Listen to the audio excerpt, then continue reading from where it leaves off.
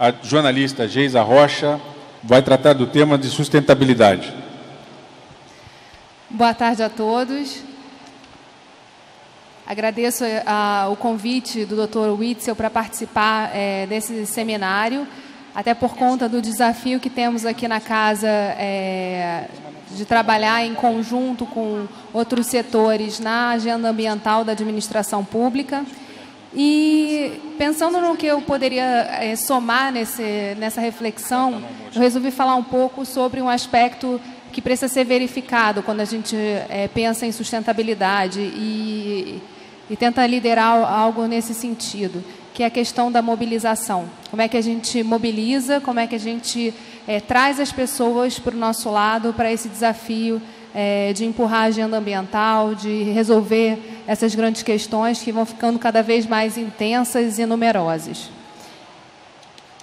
Nós vivemos tempos difíceis, em que os conflitos nos territórios têm empurrado milhares de famílias para as fronteiras em busca de abrigo em outros países, que fenômenos naturais têm se intensificado e agravado, provocando desabamentos, alagamentos e mortes. Não precisamos ir muito longe para perceber que temos que nos adaptar e rápido. E mais do que isso, temos que tomar para nós e em nossas mãos a responsabilidade de fazer a nossa parte. A agenda ambiental não é uma agenda que possa se restringir a um único setor. Afinal, somos responsáveis, todos nós, pelo meio ambiente. Mas para que ela avance, o poder público tem uma grande responsabilidade.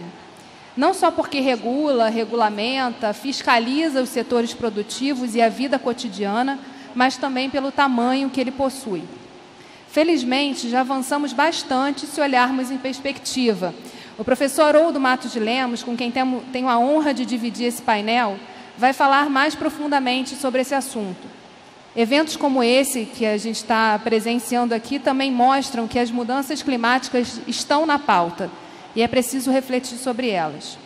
Mas o que eu quero propor aqui é um exercício, o de olhar para o caráter educativo das nossas instituições. Vou abordar 2 exemplos próximos. Um é esse palácio, que completa esse ano 90 anos. Todo dia circulam aqui centenas de pessoas pelo prédio. Não só os servidores, os deputados, os prestadores de serviço, mas também estudantes de escolas públicas e privadas e turistas que vêm conhecer o prédio e a sua história, além dos cidadãos que vêm acompanhar o trabalho legislativo e reivindicar. Outro exemplo que a gente pode citar, e muito próximo dos senhores, são os prédios do Judiciário. Quantas centenas, milhares de pessoas vão em busca de seus direitos e circulam nesses espaços? Temos uma chance todos os dias de fazer com que esses cidadãos possam experimentar atitudes e ações que provoquem uma revisão de valores. Existe um valor que precisamos rever de forma urgente. Não vivemos mais a era da abundância, mas estamos vivendo a era da escassez. Esse contexto de crise econômica faz com que a gente sinta isso mais verdadeiramente na pele.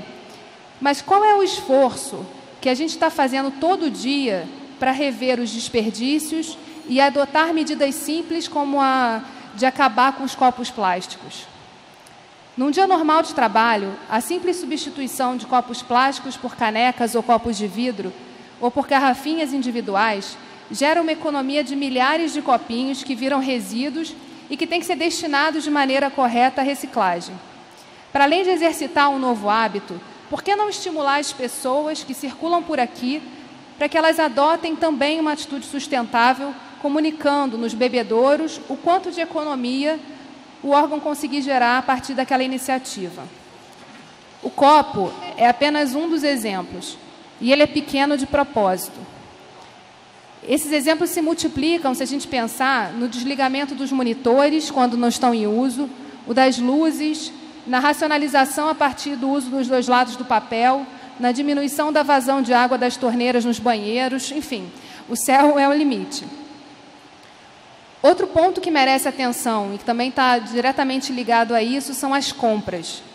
O uso do poder de compra do Estado para estimular um processo produtivo mais sustentável pode alavancar setores inteiros na medida que movimenta parte importante do PIB, do Produto Interno Bruto brasileiro. Em muitas cidades pequenas, são os órgãos públicos os maiores compradores daquela municipalidade. E o Estado é um dos maiores, o Estado brasileiro, é um dos maiores, se não o maior, dos contratantes permanentes de produtos, serviços e obras. Estima-se em 320 bilhões o valor total de contratos celebrados por órgãos e entidades estatais e paraestatais na economia do país.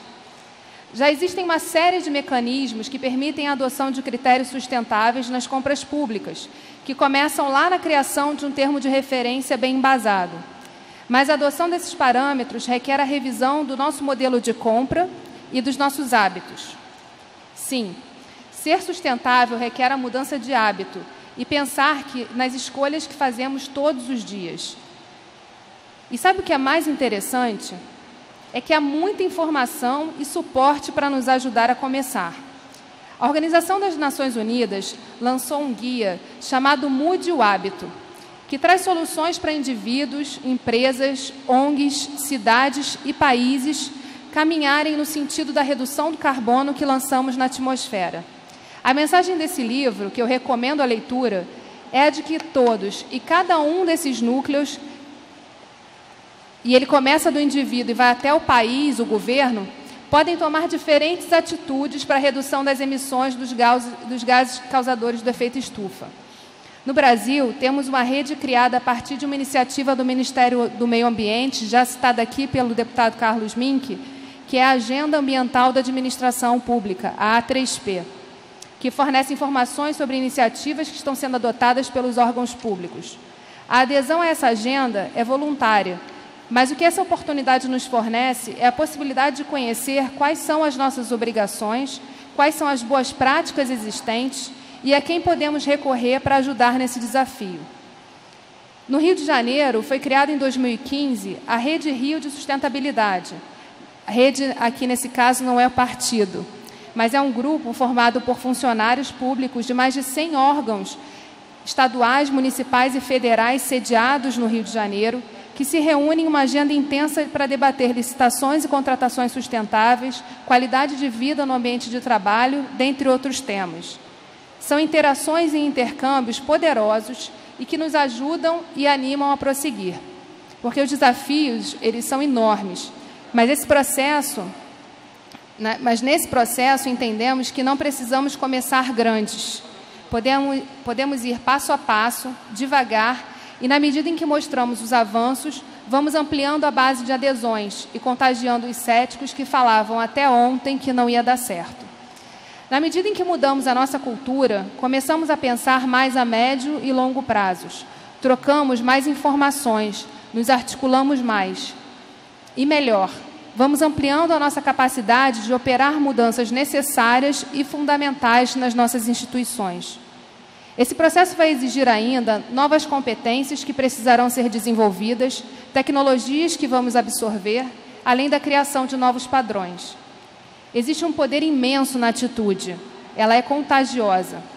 Por isso, é tão importante a criação e a gestão de programas socioambientais e educativos nas instituições. Eles permitem que possamos aliar a prática ao que se fala, até que isso se transforme em um hábito e passe a ser tão natural que pareça ter estado sempre ali.